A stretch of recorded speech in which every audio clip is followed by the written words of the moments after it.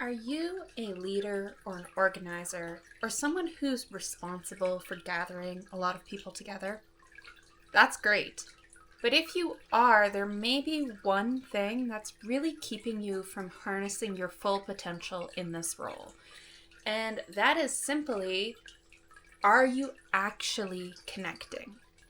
And to do that, are you able to release your egoic attachments that keep you from connecting and keep you from changing?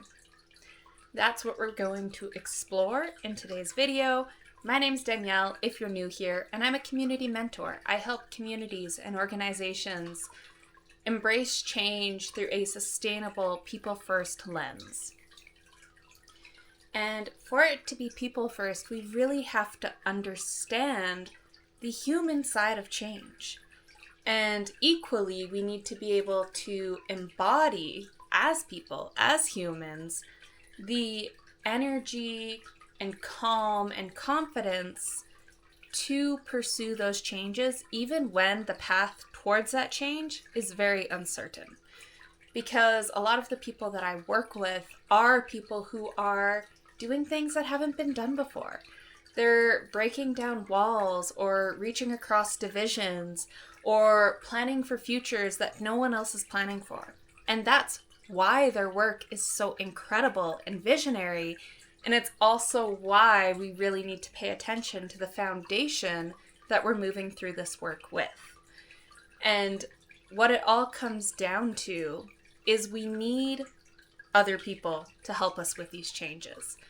We can always go through our own personal growth journey, but if we are too scared of how connecting to family or friends or neighbors or colleagues, if we're too scared of how connecting to other people is going to affect that journey or that growth or the stability that we found, then we aren't actually going to be able to change and strengthen the way we're capable of. This was a lesson that I had to learn in my own personal growth journey because, of course, I had to go through all of the healing and the rest portion on my own in isolation. I had to find my new foundation. But there came a point in that where I began to realize that the boundaries that I'd put up were actually barriers. They were walls to keep people out because inside the wall, I didn't have to worry about my self-concept being challenged. I did not have to worry about learning to regulate the emotions in real time if a conflict arose. If my walls were up, if I was not actually connecting with other people, then I could hold this self-concept and it didn't have to change. And I didn't have to keep changing. But the person that I really wanted to be, the person who was connected, who was involved in community building, who was an active part of my family, and who actually was growing into new friendships, that person needed me to move beyond these walls. In fact, that person, who I am becoming, needed me to tear these walls down and understand that I had built the stability to, what's the word I'm looking for here? The stability to anchor through these different forces within myself already. My strength was not in my walls. It never was. It was in me. But I could only learn that if I was willing to take those walls down. And this is one way that we can start to enter this conversation about how connection is change. How we need to connect to change, and how connections alone are themselves a catalyst for change. And very often there's this two-pronged thing, right? Where on one hand, if we're scared of change, if we're frightened by uncertainty, or if we're really attached to certain identity markers or beliefs or structures in our lives, if we're really attached to things that really should always change anyway, then we're going to put up walls against anybody, any person, any system or book or TV show that challenges those things we're attached to.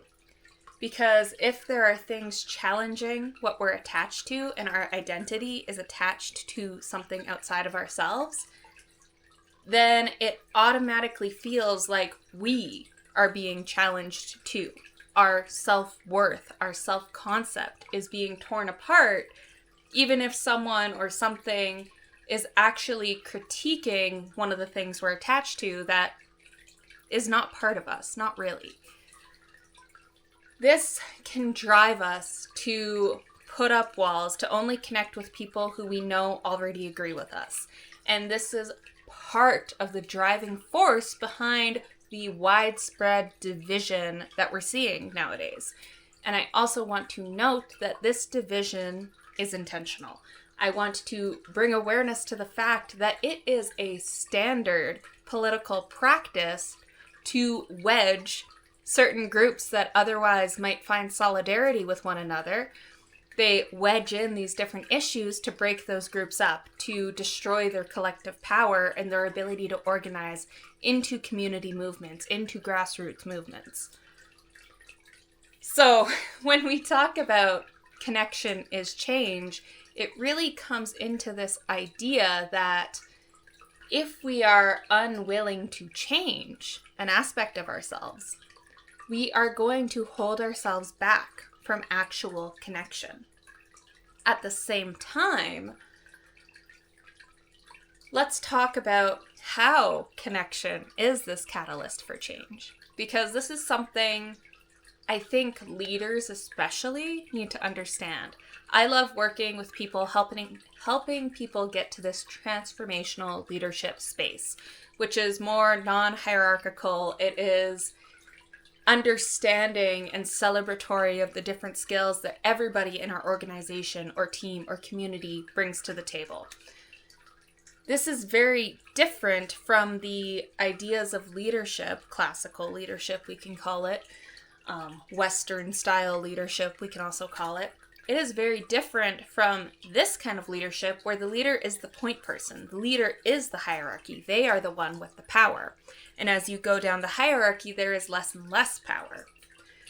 Now, the problem with this traditional Western classical leadership paradigm is that if that leader has attached a part of their identity to something that they think that structure or system needs to do, they will not listen to anybody within that structure or system or organization that critiques or prods or questions the pathway that they've laid out for the organization.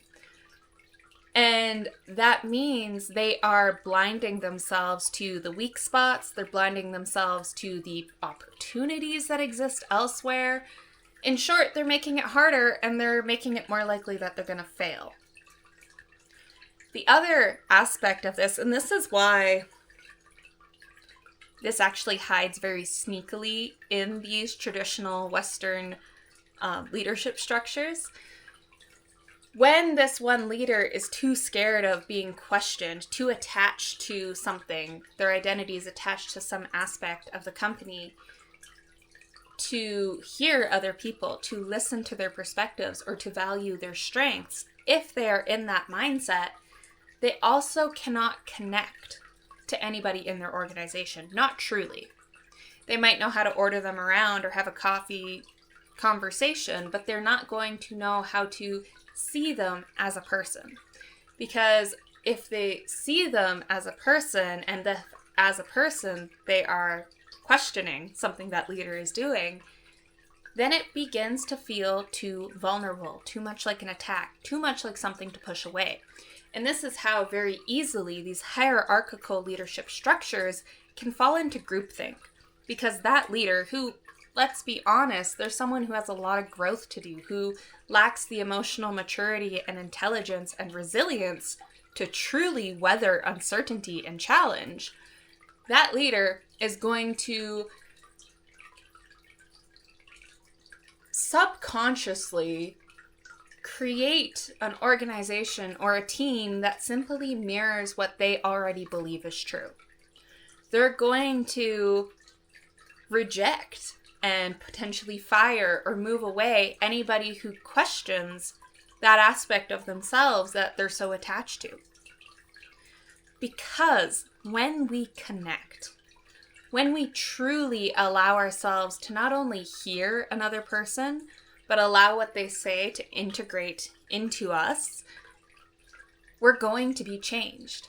And this doesn't mean we're going to start believing automatically what they say, but maybe the advice they offer, it critiques our original plan and that smarts a little bit for our ego, but we ultimately see that what they pointed out was a better option. Or if there's an opportunity, we might be resistant to taking that opportunity or using that strategy. But then when we see the benefits of it and we do, it works really well.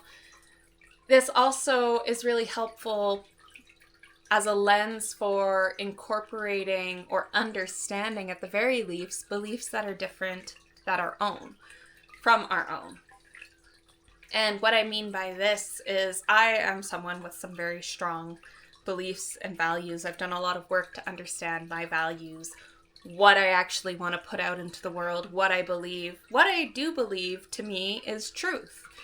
And a lot of that is very science-backed. I like to base my approaches to things on rigor and testing. I also really deeply value the traditional knowledges of the indigenous peoples from Turtle Island. I have always seen such wisdom and understanding in that because it is knowledge that has been passed down through generations since time immemorial. To me, that is a similar kind of rigor to the scientific method. Now, both of these two lenses really inform how I look at the world. And so when it comes to something like the safety of vaccines or certain foods, those are the lenses that I use to understand where I fall on those issues. Now, where I live, these can be very contentious issues, especially in the realm of public health, which is where my background is academically. There are a lot of people where I live who will lean towards conspiracy theories, who will question what these are. And for when I was going through this period of personal growth and healing, I did not have the capacity at that time to foster friendships or build community with people who were questioning, to me, truths that felt very foundational to who I am as a person. And in this way, what I discovered is that I could get very lonely very quickly because it slowly catapulted of, okay, what beliefs do I then open up to be questioned, right? Do my spiritual beliefs, do I need to find people who mirror those exactly? And I was falling into this pattern of groupthink that I talked about in this traditional hierarchical leadership structure. Now for me, going on to how connection is going to change us, even if it doesn't change us to agree. Because that's not what change means. If you add substance A to substance B in a chemical reaction, often it's a substance C and D often that's created. It's not as if substance A suddenly becomes substance B. Now, with this in mind, when I now meet someone who does have beliefs that are different from my own, I have become a lot more open-minded, and that has come from understanding that my foundation and strength is internal, it is self-decided, it is sovereign. At the same time, when I listen to someone go on about the conspiracies of vaccines or fluoride in water, I can hear them, I can understand where they're coming from, I can see the system that created that belief. I can see how they probably picked it up from their social media cycles, and I can see the intentions behind those social media cycles that push that misinformation and harmful narrative. I can see all of this, And by learning to regulate myself, by learning to detach my self-concept from what I believe, I am building up the capacity to connect with someone even if they believe something fundamentally different than I do. And so through that process, I am changed. Now, connection and change, this is something that we could get into a really deep conversation in just that sentence alone. But I'm not going to do that here. I actually hope to have a collaborative video that I will be posting probably sometime in September with one of my friends, Haley from Ember and Echo Co. I'll leave her information down below so you can check her out. But I will be having a conversation with her about this topic from her lens as she's multilingual like I am, but counseling, Reiki, and exercise physiology, how those all weave together for how she serves her clients and how that helps her support their change and growth. So we're going to have that conversation. I'm not going to get too deep into it here, but I really wanted to lay the groundwork for the fact that when we connect with people, we change. And if we want to be strong, if we want to be resilient, if we want to be connected, we need to build up a resilience and friendship to change. We need to learn to detach from identities. And we need to build our self-concept on something that's a lot sturdier than a conspiracy theory or a football team or what lifestyle we have. Because all of those can be taken away from us in an instant. And at the same time, anytime someone attacks something outside of ourselves that we have identified with, that we attach ourselves to, it's kind of going to hurt. And so it's a healthy thing to detach from that. Now, I said earlier in the video that the people I work with are transformational leaders, which is non-hierarchical. It is more understanding not only of the different skills and capacities that everybody in the structure, organization, team brings, but it's also more regenerative because yes, there might be a point person for a specific thing, but chances are there are many different people in that structure that can take on a leadership role as is required.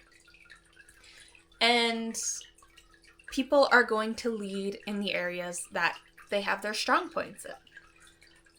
Another part of this, though, another really important part of it, is that those leadership decisions, even if you have 5 leaders in their 5 specific areas, they're still not making those decisions entirely on their own. They're still having conversations with the community or the team. And even if someone doesn't have the same level of awareness or expertise in a certain area, if they point out a hole or a question or an opportunity, it is an opportunity for that transformational leader to actually learn and grow and strengthen the strategy. Transformational leadership is really rooted so deeply intertwined with how I understand people first change management, which is the lens that I work through as a community mentor. And it is from this lens that change is not something you've written out in a strategic plan. Yeah, we can have the strategic plan. Absolutely. Some people need that structure. But change is also a constant, fluid, moving force. Our ideas and our plans are going to shift and pivot and adjust based on the day, based on how people show up, based on the resources available, based on the weather, just based on what insights we get right in that moment, right?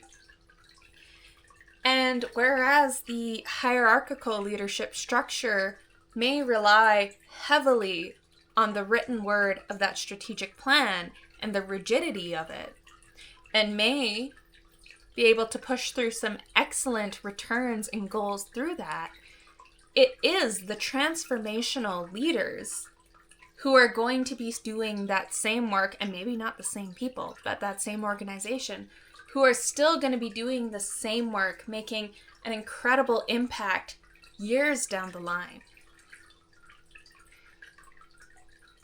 I think we need to acknowledge that there are not many places that have allowed this transformational leadership structure to truly thrive. They do exist. And one of my favorite, actually I have a couple favorite, I have a lot of favorites, but a couple of my favorite people who do this kind of regenerative, transformational change work include Christiana Smith or Adrienne Marie Brown, who write about this process of change as a regenerative process. So even as leaders who have served their time reach the end of it and step out or retire or fall back into smaller roles, new leaders have been curated and grown in this ecosystem so that they can take the place, so that they can bring their unique gifts and skills and lens to the future of that organization. Very different from the hierarchical structure that is terrified of what happens when the CEO dies because they don't think his son has what it takes to continue on the same path. We see that happen time and time and time again because those hierarchical structures do not nurture leadership. They nurture obedience. They nurture similarity. And that homogeneity is not a resilient system. Transformational, regenerative, egalitarian leadership is.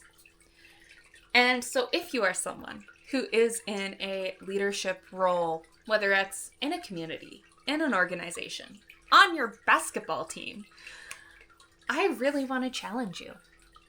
I really want to challenge you to consider how you can listen better to other people. I want to challenge you to open yourself up to criticism, or maybe the opportunities shared by others. And maybe it's going to be uncomfortable, probably it's going to be uncomfortable to listen to that feedback the first couple of times. But what happens if you actually integrate it? And again, maybe that doesn't mean you're doing exactly what that other person told you need to do. But maybe it means changing the way you move forward. Maybe you move forward with a little more caution in some cases. Or maybe you're a little more open to whether the opportunity they suggested actually proves fruitful. And if it doesn't pan out, know that you are still changing by practicing this. Another thing I would love to challenge you to do at this point of the video is really take the time to connect. Take the time to try and understand what people are thinking, what they bring to the table, what are their skills, their strengths, where do they excel, and how can you celebrate those strengths a little bit more, their interests a little bit more. How can you better integrate that? Because much like restoring barren soil after it's been, who knows what happened to it. Maybe it had an apartment building on it for 10 years. Much like restoring that barren soil, it's going to take time. It's going to take nurturance. It's going to take the addition of nutrients and diversity to restore its regenerative capability. So wherever you are, whatever leadership structure you're currently working within, this is our path towards greater resilience. And I truly believe this is the work that I do as a community mentor, and I truly believe it's going to change our future. The more of us who actually take the steps to integrate this framework, integrate these lenses, it is going to change our future.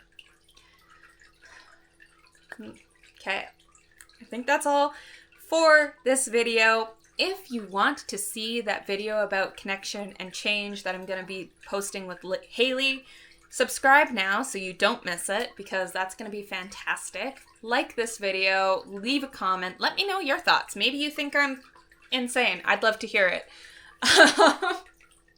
And finally, oh, yes, that's it. I'm a little flighty today. It's the heat gets to me. The last thing I want to say is, if you were listening and you were jiving with what I'm saying, if you're really curious about this transformational leadership structure and this people first change management that I've been talking about, you can go learn more about people first change management in this playlist, the People First Change Management 101. Great little playlist. It kind of lays out how exactly I move through that.